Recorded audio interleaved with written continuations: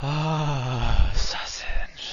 Hello, and welcome to another episode of First, the show where I, Marcus Nez, gives you my first impressions on a game. And this here episode is all about Monster Energy Supercross, the official video game 5.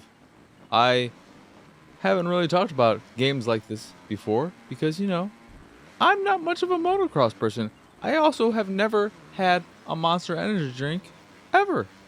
Or any energy drink for that matter.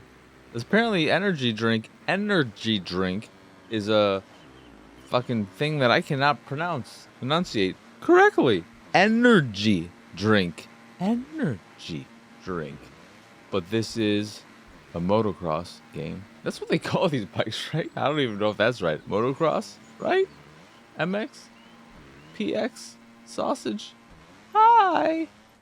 But I went back and forth on whether I should do a video for this because I am so not versed in this sport and these games. But like with my King of the Fighters video, I figured there might be people like me who maybe are mildly curious and want to know if it's a game they could jump into as a newcomer, if it is accessible and all that jazz, because these games can be very daunting and intimidating if you're new to them, with the more in-depth controls where you have to worry about front braking, back braking, your balance, the positioning of your rider, the weight of them, whatever, all these things that may be something to cause concern. And what I can say about motocross, Energy Supercross, Monster Energy, it's a mouthful. The game's name is a mouthful. But what I can say about Monster Energy Supercross, the official video game 5, I wish there was a number in there because I like that. I mean, I could say number 5, but the number sign isn't actually in there. But with number 5 in this series, I think this is the first time for me, at least. I can't remember which is the last one I played. It might have been 3, but 5 is easily the most accessible game in the series, and the first one I would even go so far as to say is accessible to new players. When you turn on all the assists and dumb down the difficulty to the easiest, there is a very easy difficulty, you should have no problem competing and winning most races. You can probably bump the difficulty up a little bit higher with all the assists on, but compared to every other motocross game I've played in recent memory, this is the first one where I felt like I was relatively in control of my vehicle and wasn't falling that often. I was falling plenty. I was crashing and wiping out plenty of times. But for the most part, I felt pretty in control of my bike. And I had an overall good time. I did find it significantly more enjoyable in first person. I don't know if that's something a lot of people would enjoy though, because it probably is very disorientating, and you're going to see a lot of that in this video because that's the majority of how I play the game. But my issue with it, I'll also say that I think it looks pretty good, especially the lighting on your character and the other racers as well. But what I'll say is, as enjoyable as I found it, it was a very mindless enjoyment because I was very aware the whole time that I had all these assists on and that I was playing on the easiest difficulty. And the lack of challenge, real challenge, did somewhat disengage me from the whole experience. Which isn't to say, again, that I didn't enjoy it. I was enjoying it. It was a nice kind of relaxing experience where I could engage with my viewers on Twitch while I was streaming it. But it's hard to say whether or not I'd recommend it because I played it for 2 hours, enjoyed those 2 hours. They kind of just flew by eventually after the first 10 or so minutes, but I wasn't drawn to keep playing it once I finished.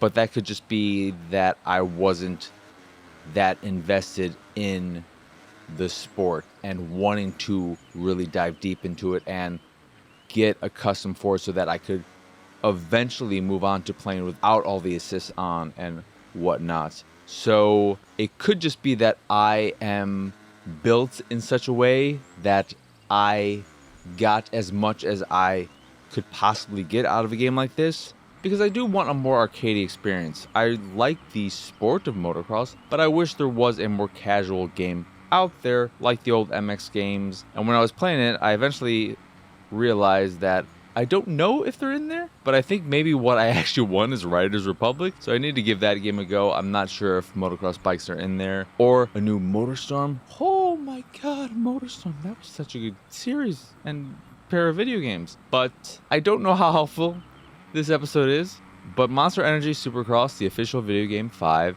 is an enjoyable game regardless of your skill level, your experience with the sport or the games and series, etc., because of how accessible it is and how many assists there are and how much the assists do really assist you. So I do give it props for that. There is a alright career mode with some fucking humongous skill trees. My god, there were like 4 or 5 skill trees that had maybe 20 skills per tree. It was kind of crazy. And they just, improve your handling and braking and all the usual stuff so that it'll be even easier to control your stuff.